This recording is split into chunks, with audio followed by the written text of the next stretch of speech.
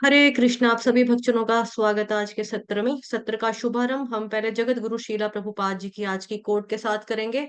जगत गुरु शील प्रभुपाद की जय। तो आज है जी 20 दिसंबर। कोट आप लोगों के सामने है। यदि कोई भगवान के शुद्ध भक्त को प्रसन्न कर पाता है तो उसके कार्य तुरंत भगवान को संतुष्टि प्रदान करते हैं, चाहे वह स्वयं भगवान की कृपा प्राप्त करने के लिए योग्य भी ना हो। येगर को पत्र 20 दिसंबर 1970। जगत गुरु शील प्रभुपाद की जय। अभी हम श्रीमद् भगवत गीता यथारूप करेंगे। आप सभी भक्तजनों से रिक्वेस्ट है, प्लीज अपने जो माला है अभी वो रख दीजिए। अभी जितने मन के बचे हैं उसको कर लो पूरा और छोड़ दीजिए। अपने अपने कैम भी अब आप चाहें तो ऑफ कर सकते हैं। ठीक है। और क्लास के टाइम पे क्लास ही सुना करो, माला नहीं करते हैं। ठीक है। जब आपको पता है 6:45 का समय है, तो जैसे मेरी माला भी खत्म हो गई थी शायद 41 पे। चाहती तो मेरा एक राउंड हो जाना था, 1-2 मिनट ऊपर करती तो, लेकिन मैंने छोड़ दी ना क्योंकि क्लास का समय है। तो आपको भी होना चाहिए कि जब क्लास का टाइम है, क्लास के टाइम पे खाली क्लास, माला के टाइम पे मैं और मेरी माला, बाकी सारे शैतान। मैं और मेरा भगवान, बाकी सब शैतान। तो आज का श्लोक है हमारा 6th चैप्टर का ध्यान योग। और श्लोक संख्या है 40। श्री भगवानुवाच पार्थ नैवेह कामुत्र विनाशस्तस्य विद्यते न हि कल्याणकृत् कश्चित् दुर्गतिं तात गच्छति। अनुवाद। श्री भगवान ने कहा, हे प्रथापुत्र, कल्याण कार्यों में निरत योगी का ना तो इस लोक में और ना ही परलोक में विनाश होता है। हे मित्र, भलाई करने वाला कभी बुराई से पराजित नहीं होता। हरे कृष्णा।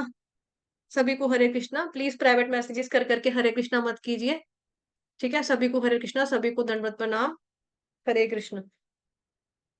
तात्पर्य जगत गुरु शील प्रभुपाद द्वारा शील प्रभुपाद की जय। श्रीमद् भागवतम महापुराण के पहले स्कंद के 5वें अध्याय के श्लोक संख्या 17 यानी 17 में श्री नारद मुनि व्यास देव जी को इस प्रकार उपदेश देते हैं, यदि कोई समस्त भौतिक आशाओं को त्याग कर भगवान की शरण में जाता है तो इसमें ना तो कोई क्षति होती है और ना ही पतन होता है।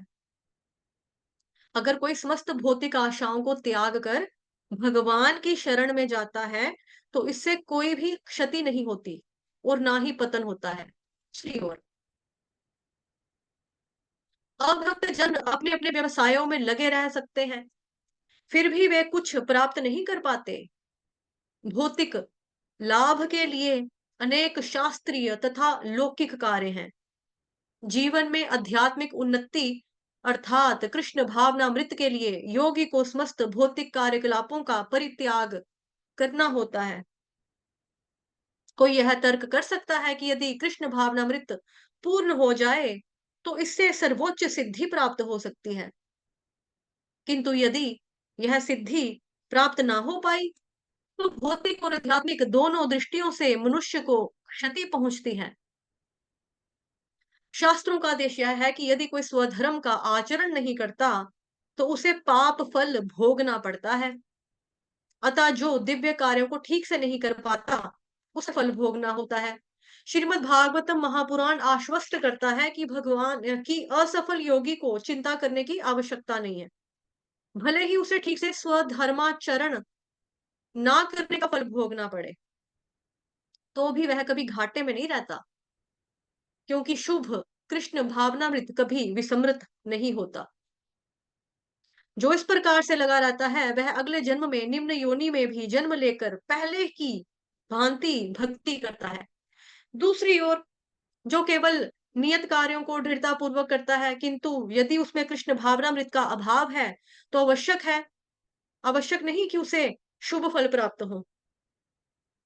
इस श्लोक का तात्पर्य इस प्रकार है, मानवता के दो विभाग किए जा सकते हैं, नियमित और अनियमित। जो लोग अगले जन्म तथा मुक्ति के ज्ञान के बिना पाश्विक इंद्रिय तृप्ति में लगे रहते हैं, वे अनियमित विभाग में आते हैं। जो लोग शास्त्रों में वर्णित कार्यों के सिद्धांतों का पालन करते हैं, वे नियमित विभाग में वर्गीकृत होते हैं। अनियमित विभाग के संस्कृत तथा असंस्कृत, शिक्षित तथा अशिक्षित, बलि तथा निर्बल लोग पाश्विक वृत्तियों से पूर्ण होते हैं। उनके कार्य कभी भी कल्याणकारी नहीं होते, क्योंकि वे पशुओं की भांति आहार, निद्रा, भय तथा मैथुन का भोग करते हुए इस संसार में निरंतर रहते हैं, जो कि सदा ही दुखमय है। किंतु जो लोग शास्त्रीय आदेशों के अनुसार संयमित रहते हैं और इस प्रकार क्रमशः कृष्ण भावनामृत को प्राप्त होते हैं, वे निश्चित रूप से जीवन में उन्नति करते हैं। जगत गुरु शील प्रभुपाद की जय। ठीक है, तो अभी हम देखते हैं इसको।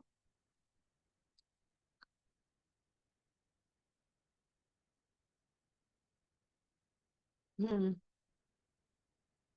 तो है जी आपका आज के श्लोक में कुछ काफी चीजें हैं समझने के लिए, मतलब प्रैक्टिकल बातें भी हैं इसमें कुछ बताने वाली। तो देखते हैं। ठीक है, पहले तो यहाँ पे लिखा है, भगवान ने कहा, हे प्रथापुत्र, कल्याण कार्यों में निरत योगी का ना तो इस लोक में ना ही परलोक में ही विनाश होता है। हे मित्र, भलाई करने वाला कभी बुराई से पराजित नहीं होता। ठीक है, अभी बुरे से पराजित नहीं होता। अब बुरा क्या है? बुरा बेसिकली और कहीं नहीं है। बुरा जो देखन मैं चला, तो मुझसे बुरा ना कोई, मतलब हम खुद ही बुरे हैं। खुद बुरा मतलब हमारा जो मन है ना, वो बुरा है। जो हमारा मन है वो बुरा है। भौतिक इच्छाएं जो है हमारी, अगर वो गलत हो तो वो गलत है, तो वो बुरी है। भौतिक इच्छाएं, है ना। इच्छा करना जो है गलत नहीं है। जैसे कई बारी लोग जो होते हैं वो ये बोलते हैं कि जो कुछ होता है भगवान की मर्जी से होता है। कहते हैं भगवान की मर्जी के बिना एक भी पत्ता नहीं अगर हिलता है, तो अगर एक भी पत्ता भगवान की मर्जी के बिना नहीं हिलता, तो जो हमसे गलतियां होती हैं, जो हमसे गुनाह होते हैं, जो हमसे पाप होते हैं, तो उसका फल हमको क्यों मिलेगा? पाप भी भगवान को लगना चाहिए, क्योंकि उन्होंने हमारे दिल में एक विचार डाला कि चोरी कर ले, उन्होंने हमारे दिल में विचार डाला कि खून कर दे, उन्होंने हमारे दिल में विचार डाला कि ये कर दो, वो कर दो। भगवान ने इच्छा शक्ति जो है वो जीवात्मा को दी है। ठीक है, जैसे एक डॉक्टर है और एक पेशेंट है। पेशेंट को है शुगर की बीमारी, और उसका शुगर जो ना हाई एक्सट्रीम लेवल पे पहुंच गया हुआ है। उसकी किडनियां भी फेल हो चुकी हैं। उसको मतलब होता ना, क्या बोलते हैं उसको, उसको पेट के नीचे जो पाइप में, मतलब उसको थैली लगी है जहां से वो मल मूत्र का विसर्जन करता है। वो खुद से उठकर जा भी नहीं सकता है। और डॉक्टर ने उसको बोला है कि भाई ऐसे हाल में अगर आपने मीठा खाया ना, तो आपकी डेथ फौरन हो जाएगी, आप जल्दी जल्दी मर जाओगे। अब फिर भी वो सोचे कि नहीं भाई, मेरा मन तो कर रहा है मैं जलेबियां खाऊं दूध के साथ, मेरा मन तो कर रहा है मैं जलेबी खा लूं, मेरा मन कर रहा है तो मैं तो रसगुल्ले गुलाब जामुन खा लूं। अब उसका सब कुछ खत्म ही है, मतलब की। और डॉक्टर ने बोला है कि रिकवर हो जाएगा, अगर आप दवाइयां खाते रहोगे, परहेज करोगे, रिकवरेबल हो जाएगा। थोड़ा सा आप थोड़ा लंबा जी सकेंगे। मतलब ये नहीं है कि फौरन डेथ हो जाएगी, थोड़ा लंबा जी सकते हो, प्रिकॉशंस अगर लेंगे, थोड़ा सा परहेज करोगे, दवाई समय पर खाएंगे, तो आप ठीक हो भी सकते हैं। मतलब चलो, किडनी जो खराब होगी, फेल होगी, वो तो चलो ठीक नहीं होगी, लेकिन एक होता है ना, बेड के ऊपर रहकर भी बंदा सेवा करवा सकता है, तो वो तो हो ही सकता है ना उसका। लेकिन उसका वो कहेगा नहीं, मेरा बहुत दिल है अभी गुलाब जामुन खाने का। अब डॉक्टर ने तो बता दिया कि भाई ये हो जाएगा, रिजल्ट आपका ये निकलेगा। लेकिन फिर भी व्यक्ति बोले कि नहीं भी मैं तो खाऊंगा, तो फिर अगर खाएगा तो फिर प्यारा हो जाएगा, भगवान जी को चला जाएगा, राम नाम सत्य है हो जाएगा, हैप्पी बर्थडे हो जाएगा उसका। ऐसी ही कई चीजें होती हैं। ऐसी ही एक बार एक रियल की बात है, केस आ गया था एक कोर्ट में, जज के पास। उसने खून किया हुआ था। उसने यही वाला लॉजिक दिया भगवान जज को, जज के सामने। गीता कहती है, धर्म कहता है कि भगवान की मर्जी के बिना एक पत्ता भी नहीं हिल सकता। तो इसमें भगवान की मर्जी होगी, जो मैंने इसका खून किया था, जो इसका कत्ल किया था, इसमें भगवान की मर्जी है। तो जज भी बड़ा चंट था। जज भी भक्त था। उसने भी सजा लिख दी, इसको फांसी की सजा। उसने जब वो फांसी की सजा उसको सुनाई गई, तो वो तिलमिला गया, चिल्लाने लग गया वहां पर। ये क्या मतलब होता है, क्या बात होती है, जब मैं आपको लॉजिक दे रहा हूँ, आपको प्रूफ दे रहा हूँ कि भगवान ने गीता में बोला जो कुछ होता है अभी मेरी मर्जी के बिना नहीं होता, मेरी मैं ही सब कुछ करने धरने वाला हूँ, सजा मेरे को क्यों मिलेगी, भगवान को जाके पकड़ो, भगवान को सजा दो। तो डॉ उसने जज ने भी बोला भई कि ये जो मैं फैसला लिख रहा हूँ ना, ये मैंने नहीं लिखा, ये भगवान ने लिखाया। और जो ये सज़ा तुमको दी है ना, मृत्यु दंड जो आपको मिला है, फांसी की सज़ा, वो भी मैंने नहीं दी, वो तो भगवान ने दी है। इस तरह से। तो भगवान जो होते हैं बेसिकली सैंक्शन करते हैं, अप्रूव करते हैं, लेकिन चाहत, इच्छा जो होती है वो आपकी अपनी होती है। अगर हमारी इच्छा ही गलत होगा, उसमें भगवान का दोष नहीं है। जैसे हम लोग जहाज में जाते हैं, ट्रैवल करते हैं, सफ़र करते हैं एरोप्लेन में बैठकर। अब एरोप्लेन में बैठने के साथ-साथ हमारे पास कुछ वो भी होती है, मतलब कुछ हमारे पास फैसिलिटीज़ भी होती हैं और कुछ हमारे पास कुछ परमिशंस भी होते हैं, कुछ चीज़ें हम कर सकते हैं। जैसे हम लेट सकते हैं, कुर्सी को थोड़ा-सा ऐसे कर लिया, थोड़ा-सा लेट गए, है ना? कुछ खाने का मन किया, खा लिया, फिर आपका जी पानी पीना है, पी लिया। छोटे-छोटे टीवी भी लगे होते हैं, अगर कुछ इंटरनेशनल फ्लाइट्स होती हैं, वहाँ पे कुछ टीवी में देखना, देख लिया अपना। वो हेडफ़ोन लगाया, मोबाइल में कुछ गाना सुनना है, सुन लिया, मैगज़ीन है, मैगज़ीन पढ़ ली। ये चीज़ें तो हम कर सकते हैं। बाथरूम जाना है, उठा है, चले गए वहाँ पर। अब कोई बोले वहाँ पे जहाज में एकदम खड़ा हो जाए, "नहीं, नहीं, नहीं, नहीं, खिड़की खोलो, जहाज का दरवाज़ा खोलो, मुझे बड़ी गर्मी लग रही है, मुझे कालियाँ पड़ रही हैं, दरवाज़ा खोलो, मेरा मन कर रहा है मैं बाहर जाके बैट बॉल खेलूँ, क्रिकेट खेलूँ, कितने अच्छे बादल लग रहे हैं, मैं बादलों को पकड़ के यूँ-यूँ करना चाहता हूँ, मेरा सपना था मैं बादलों के बीच में से चीरता हुआ निकलूँ, मुझे खोल दो, खोल दो।" इस तरह से होगा तो क्या होगा? व्यक्ति मर जाएगा। इसमें जहाज वाले का तो कोई कसूर नहीं है, इसमें भगवान का कसूर थोड़ा ही ना है, वो आपकी अपनी गलती है ना। कि भई जहाज में आपके पास कुछ चीज़ें हैं जो आप कर सकते हो, लेकिन आप बोलो नहीं भई मेरा छलांग लगाने का मन कर रहा है, नहीं मेरा बैट बॉल खेलने का मन कर रहा है, उतर कर। तो फिर क्या होगा? फिर तो मरेंगे, फिर उसमें भगवान का कसूर नहीं है, भगवान की गलती नहीं है। विचार आपके अपने मन में आते हैं और मन में कोई विचार आया तो उसमें भी दूसरा विचार आता है ना जो परमात्मा रूप में बैठा है, आपके हृदय में, जो कहता है नहीं मत कर, गलत है, मत कर ये गलत है। तो वो बेसिकली परमात्मा की आवाज़ होती है, लेकिन हम उसको सुन नहीं पाते। कवरिंग की वज़ह से, आवरण की वज़ह से हम सुन नहीं पाते हैं। अगर हम परमात्मा की आवाज़ को सुन लें तो फिर तो कोई प्रॉब्लम ही ना हो। तो परमात्मा आवाज़ देते हैं। पहली आवाज़ जो होती है ना परमात्मा की, वो थोड़ी हाई होती है, लाउड होती है। "मत कर, गलत है।" तो फिर व्यक्ति सोचेगा हाँ, गलत है, ठीक है। फिर भी व्यक्ति सोच रहा है कंटीन्यूअसली कि नहीं कर देता हूँ, फिर धीरे से आवाज़ आ जाएगी परमात्मा की, "मत कर, गलत है।" फिर व्यक्ति कर बैठेगा, फिर परमात्मा की आवाज़ आएगी, "मत कर, गलत है।" फिर व्यक्ति कर बैठेगा, फिर परमात्मा की आवाज़ आएगी, "मत कर, गलत है।" फिर आवाज़ धीरे-धीरे क्या होता रहता है, धीरे-धीरे, धीरे-धीरे आवाज़ जो होती है वो धीमी होती जाती है। धीमी होती जाती है तो फिर धीमी होते हैं के बाद मतलब वो हमको सुनाई भी नहीं पड़ती कि भई परमात्मा की आवाज़ आ रही है, क्योंकि हम अपनी गलतियों में, हम अपने गंदे कर्मों में इतना ज़्यादा बिज़ी हो जाते हैं, इतना व्यस्त हो जाते हैं कि अंदर बैठे परमात्मा की आवाज़ हम सुन ही नहीं पाते हैं। तो ये चीज़ होती है, भगवान तो हमें आगाह करते हैं, टाइम टू टाइम हमें बताते हैं, लेकिन हम ही नहीं समझ पाते ना, तो हमारा कसूर हुआ ना खुद का, ये भगवान की गलती नहीं हुई। इच्छा शक्ति भगवान ने हमको दी है, लेकिन इच्छा ही अगर हम गंदी करें, गलत करें, तो भगवान का क्या कसूर है उसमें? वो कसूर हमारा हुआ, ठीक है? तो यहाँ पे ये चीज़ बताई जा रही है कि मन जो होता है, जो भौतिक इच्छाएँ होती हैं, अहंकार जो होता है, ये। तो इसलिए जो भलाई करने वाला है, जो योग में लगा हुआ है, वो बेचारा भलाई का काम कर रहा है, अच्छा काम कर रहा है, तो उसका विनाश नहीं होगा। लेकिन हाँ, संघर्ष कर रहा है वो, कि मन उसका शक्तिशाली था, वो बड़ा कमज़ोर था, मन के आगे हार जाता था, हमेशा सोचता था मैं ये करूँगा, वो करूँगा, लेकिन नहीं कर पाता था। मन की वजह से नहीं कर पाता था। मन तो जैसे वो डिवोटीज़ आप आजकल सबको डिवोटीज़ को मैक्सिमम को प्रॉब्लम आ रही है। क्या प्रॉब्लम आ रही है? उनको भी लगता है कि भई हरे कृष्ण महामंत्र का चैंटिंग करनी है, जप करना है, तो चलो हम करेंगे, करेंगे, करेंगे। लेकिन सुबह सर्दी लगती है ना, फिर अलार्म बजता है ऐसे करके, एक आँख खोली, कितना बजा है? पौने 3 चल। अब फिर बजेगा दूसरा अलार्म, कितना बजा? सवा 4, साढ़े 4, अब मंगल आरती का टाइम तो हो ही गया। अब मैं कब नहाऊँगी, कब मंगल आरती करूँगी? चल छोड़ परे। फिर साढ़े 5, पौने 6, ओह! पौने 7 हो गए हैं, बच्चों ने स्कूल भी जाना था, ओह! भगवत गीता की क्लास भी है। फिर एकदम ऐसे करंट बजती है इनको, फिर उठेंगे बिस्तर से। उससे पहले क्या होता है कि यार छੱਡ परे यार, थोड़ा-सा रेस्ट कर लेते हैं, थोड़ा सुस्ता लेते हैं, अभी ठंड है, अभी ठंड लग रही है, अभी ठंड लग रही है। वो तो होगा, गर्मी में गर्मी बड़ी लगती है, ठंड में ठंड बड़ी लगती है। सबका यही प्रॉब्लम है। मौसम थोड़ा आपके हिसाब से रुक जाएगा। सर्दी में सर्दी होगी, गर्मी में गर्मी होगी ही होगी, इसमें क्या कर लेगा कोई, है ना? तो व्यक्ति जो है वो कमज़ोर था, जहदोजहद चल रही है उसके अंदर, हो सकता है कि लड़ाई जो है उसको थोड़े लंबे समय तक लड़नी पड़ेगी। नहीं, मुझे उठना है, मुझे मंगल आरती करनी है, नहीं मुझे उठना है, मुझे चैंटिंग करनी है, नहीं मुझे उठना है, मुझे भगवत गीता की क्लास अटेंड करनी है। इस तरह से अगर कोई व्यक्ति उठेगा, जज़्बा होगा ना उसके अंदर, उत्साह निश्चयात् धैर्यात् तत्तत् कर्म प्रवर्तनात्। अगर उसके अंदर ये चीज़ होगी, उत्साह होगा, दृढ़ होगा, निश्चय होगा, संकल्प होगा कि नहीं मैंने करना ही करना है, 16 माला मैंने करनी ही करनी है, वो ज़रूर उठेगा। लेकिन जिसको होगा छठ परे यार, पूरा दिन पड़ा हुआ, दिन में कर लेंगे, शाम को कर लेंगे, रात को कर लेंगे, हो जाएगा माला का कोटा सुबह, दिन, शाम, रात को पूरा हो जाएगा।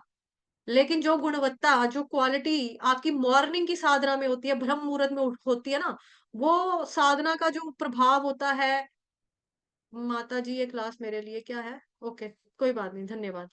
ठीक है। कि जो गुणवत्ता, जो क्वालिटी जो आपकी मॉर्निंग की साधना में ब्रह्म मुहूर्त में उठ के जब आप जपा करते हो, उसके अंदर होता है ना, वो किसी भी समय पे नहीं होता, वो दोपहर को नहीं मिलेगा। 12 बजे तो मंदिर के कपाट भी डल जाते हैं, 12 बजे तो भगवान भी दर्शन नहीं देंगे आपको, मंदिर में चले भी जाएँगे तो। आप उनका नाम पुकारेंगे 12 बजे, 1 बजे, 2 बजे, तामसिक समय इस तरह से हो जाता है। रात का समय, रात को इंसान सोएगा या माला करेगा? हाँ, कोई कारणवश हो गया कि किसी रिश्तेदार की डेथ थी, आप उसका घर दूर था, आप चले गए, आपको टाइम नहीं लगा, है ना? तो चलो मुनासिब है, चलो उसमें कोई कर ले। आप डॉक्टर हो, आपका प्रोफ़ेशन ऐसा है कि आज आपको ऑपरेशन करना था, सुबह-सुबह का टाइम दिया था, पेशेंट जो था वो भूखा नहीं रह सकता था, पेशेंट जो था आपका भई वो जैसे होता है ना कुछ टेस्ट होते हैं उसके लिए मतलब क्या होता है कि जैसे पानी पी के जाता है इंसान घर से तो उसके टेस्ट होते हैं कुछ ऐसे जो उसको खाली पेट कराने पड़ते हैं और सुसु को अंदर ही रखना पड़ता है। उसको मूत्र का विसर्जन नहीं करना होता है। तो कोई ऐसा बूढ़ा व्यक्ति है कि उसमें कंट्रोल ही नहीं है, आपको लगेगा नहीं यार बेचारे अंकल बहुत बुजुर्ग हैं, बहुत बूढ़े हैं, मैं चला जाता हूँ, 5:30 6 बजे का टाइम है, कोई बात नहीं सो के पहले मैं उनका टेस्ट करूँगा, फिर आज उनका ऑपरेशन भी करना है, ठीक है हम देखते हैं, चले जाते हैं हॉस्पिटल। वो एक अलग चीज़ है, आप फौजी हो, ठीक है? आप आर्मी में हो, आपकी ड्यूटी लगी हुई है, आप मतलब तैनात खड़े हो एक बॉर्डर के ऊपर, वो अलग चीज़ है, वो माफ़ेबल है, मतलब वो अ, उसको इग्नोर किया जा सकता है, उसमें चलेगा। लेकिन आप ये सोचो कि हम बिस्तर तोड़ेंगे, आराम से पहले सोएँगे, सोते रहेंगे पहले, भजन का क्या है, कभी भी करेंगे, वो अपराध है, ये गुनाह है, ये पाप है, अपराध है बेसिकली ये, ठीक है? ये चीज़ गलत है, ये नहीं होनी चाहिए। पहले आपकी ज़िंदगी में पहली प्रायोरिटी जो है वो भगवान होना चाहिए। माला के टाइम पे मैं और मेरा भगवान, बाकी सारे शैतान, बाकी सारे शैतान। इसके बारे में तात्पर्य में प्रभुपाद जी ने हाइलाइट किया है, बताती हूँ अभी कहाँ पे हाइलाइट किया है, वहाँ पे क्या चीज़ आएगी, अभी बताती हूँ। पहले हम जहाँ पे थे उसकी ही बात करेंगे, ठीक है? तो ये जो ल लड़ाई होती है ना व्यक्ति को अपने मन के साथ किसी-किसी को लंबे समय तक खेलनी पड़ती है। मतलब लंबे समय तक ध्यान जैसे व्यक्ति ध्यान लगा रहा है, उसमें क्या होता है ध्यान लगा रहा है लेकिन गैप आ जाता है। ध्यान लगा, गैप आ गया, ध्यान लगा, गैप आ गया, ध्यान लगा, गैप आ गया। फिर आप अपनी दृढ़ अवस्था में बैठ जाओगे कि नहीं भई पक्का होके बैठोगे, मजबूत होके बैठोगे कि नहीं भई मैंने नहीं हिलना, मैंने नहीं उठना, मैंने करना ही करना है, मुझे भक्ति करनी करनी है, ध्यान लगा रहे हो, कृष्ण भगवान जी का ध्यान लगा रहे हो, तो फिर उसमें आपका जो गैप है ना, गैप की जो फ्रीक्वेंसी है वो कम होने लगेगी एज़ कम्पेयर टू पहले जो मतलब ध्यान लगा, गैप आया, ध्यान लगा, गैप आया, ध्यान लगा, गैप आया। उसकी फ्रीक्वेंसी में थोड़ी-थोड़ी सी चेंजेज़ आनी शुरू हो जाएँगी, तब्दीली आना शुरू हो जाएगी। फिर आप लंबे समय तक भगवान जी के ऊपर ध्यान लगा सकते हो क्योंकि चैप्टर का नाम भी ध्यान योग ही है ना ये। लंबे समय तक फिर आप ध्यान में स्थिर रह सकते हो, स्टेबल हो सकते हो, फिर गैप की जो फ्रीक्वेंसी है वो कम होती रहेगी। और एक दिन ऐसा टाइम आएगा, एक वक़्त ऐसा आएगा कि आपका ध्यान पूर्ण रूप से भगवान के ऊपर लग ही जाएगा। पूर्ण रूप से भगवान के ऊपर लग जाएगा। जैसे श्रीमद् भागवतम महापुराण में वर्णन आता है, बड़ा सुंदर वर्णन आता है। जो भक्त लोग होते हैं, वो किस तरह से भगवान जी के ऊपर ध्यान लगाते हैं। कृष्ण भगवान जी के ऊपर जो भक्त ध्यान लगाता है, भगवान जी के सबसे पहले चरण कमल के ऊपर ध्यान लगाता है, कि भगवान जी को चरण कमल हैं, वो कितने सॉफ्ट हैं, कितने कोमल हैं। कमल के फूल की तरह भगवान जी के पाँव हैं। भगवान जी के नाखून के ऊपर ध्यान लगाता है कि भगवान जी के जो पाँव का नाखून है, वो इस तरह से है और उसके ऊपर अर्ध चंद्रमा बना हुआ है, तो भगवान जी का जो पाँव का नाखून है वो अर्ध चंद्रमा है उसपे बना हुआ। और जो चंद्रमा का प्रकाश जैसे चाँदनी को देता है, उसी तरह से भगवान जी का वो प्रकाश उठ रहा है, चरणों के नाखून से उठ रहा है। ठीक है? भगवान जी की जाँघें कितनी मजबूत हैं, भगवान जी की थाइज़, ठीक है? भगवान जी की टाँगें, घुटनों की शेप कितनी अच्छी है, मजबूत है। पेट है, यहाँ पे एक चेस्ट के नीचे गोल्डन कलर की लाइन आती है। गोल्डन कलर की लाइन बेसिकली क्या है, लक्ष्मी माता ने भगवान जी को वक्षस्थल को मतलब हग किया हुआ है, वो है, इस तरह से। ठीक है? भगवान जी की छाती के जो बाल हैं, वो राइट साइड पे झुके हुए हैं, जो श्री वत्स चिन्ह उसका साइन है, इस तरह से। ठीक है? भगवान जी का जो कंठ है, त्रिरेखा का कंठ आता है ना, हम पढ़ते हैं उसमें आपका दामोदर लीला में, दामोदराष्टकम में। भगवान जी के जो गर्दन है, कंठ है, उसके अंदर 3 लाइनें पड़ी हुई हैं, 3 लाइनें। ऐसा लगता है मानो भगवान जी को नेचुरल हार डाला हुआ है, नेचुरल हार उनके गले के ऊपर, कंठ के ऊपर पड़ा हुआ है और भगवान जी की यशोदा मैया ने उनको बड़ा सुंदर श्रृंगार किया है, सुंदर-सुंदर माला पहनाई है, भगवान कितने प्यारे लग रहे हैं। इस तरह से भगवान जी के हाथों की तरफ ध्यान जाएगा, भगवान जी के हाथों में लाल रंग की मेहंदी-मेहंदी टाइप लगी हुई है, मतलब मेहंदी लगी हुई है मतलब हम लोग लगाते हैं ना, मतलब भगवान जी के हाथ जो हैं वो रेड है, हस्त कमल, हथेलियाँ अंदर से जो हैं वो रेड-रेड हैं, ठीक है? और हाथ बहुत ही कोमल हैं, बहुत ही सॉफ्ट है, कोमल होने के साथ-साथ उसके बावजूद भी ये मजबूत भी बहुत हैं, ठीक है? जो राक्षस हैं उनका उद्धार करते हैं। इस तरह से भक्त जो होता है भगवान जी के अर्च विग्रह के ऊपर कह लो, मंदिर में भी देखो आप जाते हैं ना कई बारी हम अर्च विग्रह के ऊपर ध्यान लगाते हैं तो ध्यान लगता नहीं है लोगों का। हम ऐसे कर रहे होते हैं जय भगवान जी को लेकिन दिमाग में चल रहा होता है बच्चा स्कूल से आने वाला है। आज मेरी मीटिंग थी, आज ये था, स्कूल में असाइनमेंट जमा करानी थी, आज स्कूल में टेस्ट था, ट्यूशन वाले सर ने मुझे काम दिया है, क्या करूँगा? ठीक है? जो जैसा जिसका काम होता है, धंधा होता है, उसको वैसे ही खो जाता है। लेकिन सोचो, जो भक्त होते हैं, वो उसी तरह से भागवतम महापुराण में वर्णन आता है, आँख बंद करके भगवान जी का चरणों से शुरू कर मुखमंडल तक आते-आते एक-एक चीज़ के ऊपर ध्यान केंद्रित करते हैं। तो सोचो क्यों नहीं ध्यान लगेगा? भक्त का एक भगवान के ऊपर अपने क्यों नहीं ध्यान लगेगा? वो इतने सुंदर हैं, इतने आकर्षित हैं। हमारा ध्यान क्या है ना, हमारा ध्यान ना भौतिक वस्तुओं में लग जाएगा, भौतिक सुंदरता में लग जाएगा, भौतिक रूप रंग में लग जाएगा।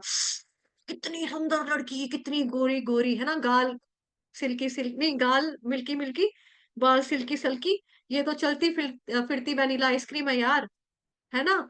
उस फ़िल्म का डायलॉग है ये, तेरा होने लगा हूँ जो मूवी थी, उसमें ऐसा ही था। मतलब लड़की भी देखेगी लड़के को, कितना हैंडसम है, क्या डोले, क्या बॉडी है यार इसकी, कितना हैंडसम लड़का है, वी शेप की बॉडी यार कितना अच्छा है, ये काश मुझे मिल जाए। मतलब लड़का हो या लड़की हो, हमारा भौतिक जगत की सांसारिक रूप रंग में ध्यान नहीं भी जाना होगा ना, चला जाएगा। क्या पहना है, क्या लग रही है, क्या दिख रही है, इस तरह से चला जाता है। लेकिन कोई सोचे भगवान के ऊपर ध्यान लगाना है, मंदिर में जाके भगवान जी के अर्च विग्रह के दर्शन करें और वहां पे ध्यान लगाना है, वो नहीं लगेगा, वो नहीं लगेगा। एक बारी मैं वैष्णो देवी में गई थी, बहुत पुरानी बात है ये, छोटी थी मैं, होंगी कोई 9th-10th क्लास में पढ़ती होंगी। तो वैष्णो माता में जब हम गए थे ना, वहाँ पे एक भैया था, एक लड़का था, बड़ा था। तो वहाँ पे आपको पता भी है कि दर्शन कैसे कराते हैं, ये काली माता, सरस्वती माता, वैष्णो माता, चलो आगे। इस तरह से सिर के ऊपर फटाफट धक्का मारते हैं, चलो आगे।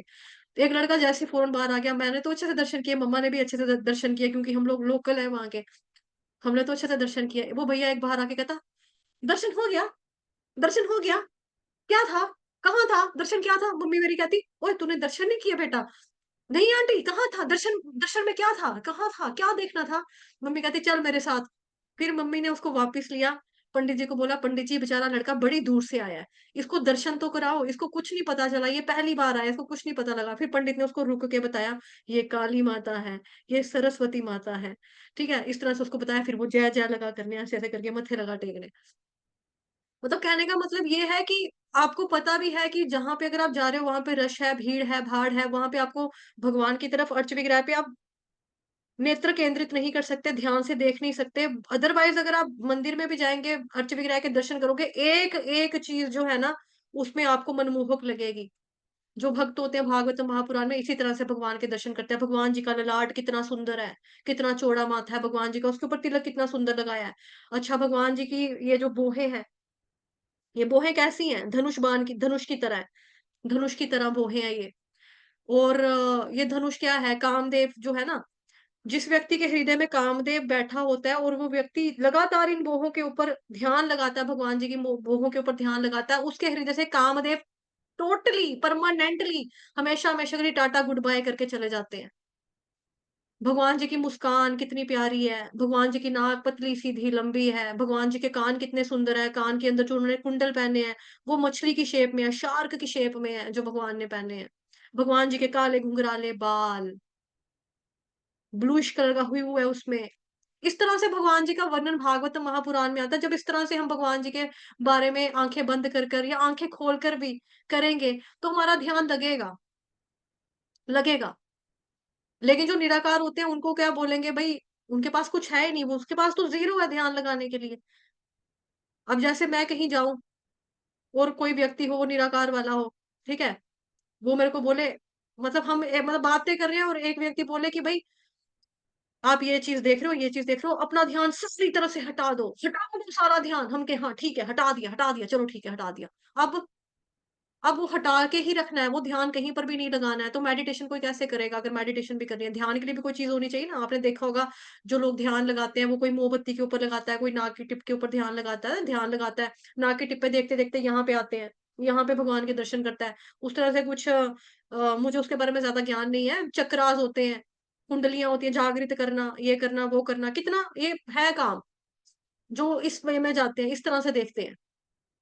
अब कोई मैं उसको बोलूँ कि मेरे मेरे को बोले कि मैं ना मंदिर गई थी, मैं वृंदावन में गई थी, मैंने किसी को सुनाया। अच्छा, आप वृंदावन में गए थे? हाँ, वृंदावन में क्या देखा? वृंदावन में मैंने बहुत मंदिर देखे, वृंदावन में मैंने बांके बिहारी के दर्शन किए, मैं इस्कॉन टेम्पल में भी गई थी। अच्छा, और कहाँ गए थे? राधा रमन टेम्पल में भी गई थी, राधा वल्लभ में भी मैंने दर्शन किए थे। अच्छा, भगवान आप बताओ मुझे, इस्कॉन जो वृंदावन का टेम्पल है, वहाँ पे भगवान कैसे लग रहे थे? भगवान ने क्या किया था? फिर मैं सोचूँ भगवान भगवान तो बड़े सुंदर लग रहे थे, बहुत सुंदर लग रहे थे। भगवान जी को पीले रंग की धोती पहनाई हुई थी, वस्त्र बनाए हुए थे। भगवान इतने प्यारे लग रहे थे, उड़-उड़ के गिर रहे थे भगवान, हैं इतने सुंदर लग रहे थे। हाँ, भगवान जी के गालों के ऊपर ना रंगोली सॉर्ट ऑफ कुछ बनाया हुआ था, भगवान और प्यारे लग रहे थे। अच्छा, और भगवान जी के मुकुट के ऊपर एक मोर का पंख लगा हुआ था, वो बड़ा प्यारा लग रहा था। भगवान जी ने बांसुरी पकड़ी थी, मोतियाँ लगे थे उसमें, इतने सुंदर मोती लगे हुए थे, भगवान इतने अच्छे लग रहे थे। उस व्यक्ति का दिल, दिमाग, ज़हन ना 1 मिनट नहीं लगेगा उसको वृंदावन धाम में पहुँचते हुए, 1 सेकंड नहीं लगेगा, है ना? कितना आसान है ये लगाना। आसान चलो नहीं है, लेकिन चलो आप इस पे प्रैक्टिस करेंगे ना, अभ्यास योगेन, अभ्यास करते रहेंगे, करते रहेंगे तो एक दिन निश्चित है कि हम भगवान जी के इस रूप के ऊपर भी ध्यान लगा पाएँगे। चाहे हम अर्च विग्रह के सामने खड़े होकर दर्शन कर रहे हों, उस पे भी हमारा अच्छे से फ़ोकस लगेगा, उस पे भी हमारा अच्छे से ध्यान लगेगा और जो भगवान जो जिनके बारे में हमने श्रवण किया, जिनके बारे में हमने पढ़ा है श्रीमद् भागवतम महापुराण में, भगवान जी का रूप कैसा है, रंग कैसा है, एक-एक चीज़ जो है भगवान जी की कलाई है यहाँ पर, उसको नेचुरल ब्रेसलेट पड़ते हैं। ठीक है, भगवान जी की कलाई में यशोदा मैया ने उनको बाँधा हुआ है ब्रेसलेट, भगवान सुंदर लग रहे हैं।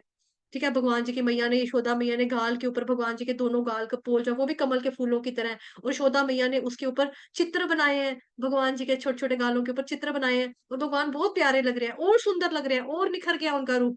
तो कितना अच्छा लगता है इस तरह से, है ना? सोचो सुनने में अच्छा लग रहा है, मेरे को बोलने में, बताने में अच्छा लग रहा है भगवान जी का रूप रंग। तो जो व्यक्ति ध्यान लगा रहा होगा, ध्यान लगाएगा, उसका मन नहीं लगेगा, उसका मन लगेगा। बट प्रॉब्लम यही है हमको भारी, हैंडसम, हंक, टोटा लड़की, है ना? ये है, वो है, उस पे लग जाएगा। लेकिन भगवान के ऊपर थोड़ा-सा लगेगा, समय लगेगा। लेकिन हाँ, हमें मेहनत करनी पड़ेगी। हमें भगवान जी के रूप रंग की तरफ थोड़ा-सा ध्यान केंद्रित करना पड़ेगा। मन हटेगा, फ्रीक्वेंसी धीरे-धीरे जो होगी गैप वाली वो धीरे-धीरे करके आपकी कम होगी, लेकिन हो जाएगी। क्योंकि ये संभव है, ये पॉसिबल है, भक्तों ने ऐसा किया है, ये प्रैक्टिकली पॉसिबल है, ये हो सकता है, ठीक है? तो ये चीज़ है, तो व्यक्ति जो है वो कभी पराजित नहीं होगा।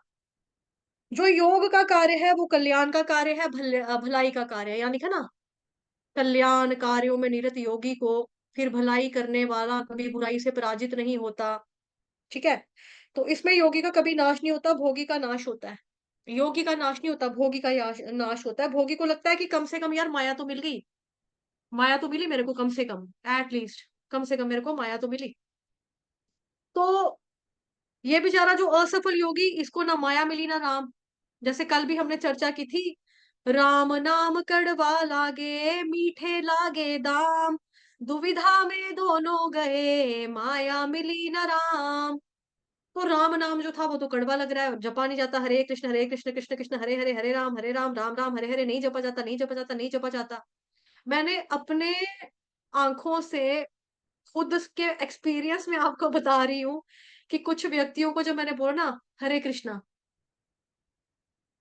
अंकल जी हरे कृष्णा, अंकल हरे कृष्णा, आप भी बोलो ना, हाँ, हरे कृष्णा। निकलता नहीं है मुँह से। और ये हुआ है। और मेरे वो दूर के मतलब मेरे पापा के चाचा लगते थे, मतलब रिश्ते में मेरे दादू लगते थे। मतलब निकलता नहीं है लोगों के मुँह से भगवान का नाम। नमस्ते बोलोगे, हाँ, नमस्ते, इस तरह से वो बोल देंगे, रिस्पॉन्ड कर देंगे आपको, लेकिन आप बोलोगे हरे कृष्णा, राम, राम, नहीं निकलता। तो जो लोग कहते हैं ना बुड्ढे होकर हम भक्ति कर लेंगे, नहीं निकलता। देखते रहेंगे मंदिर में। मैंने मंदिरों में भी देखा है, मंदिर में भी देखा है, मैंने कथाओं में भी देखा है, सामने वाला व्यक्ति कथा सुना रहा है, राम, राम, हाथ खड़े करके बोलिए, हर हर महादेव, राम, राम, जय श्री राम, जय श्री राम।